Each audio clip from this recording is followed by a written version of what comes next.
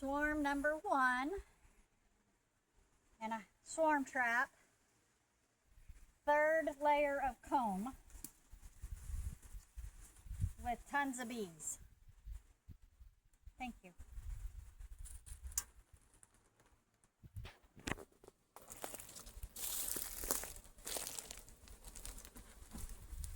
So we're going to attempt to rubber band this to this frame to try to save what honey they have stored in there and not piss them off.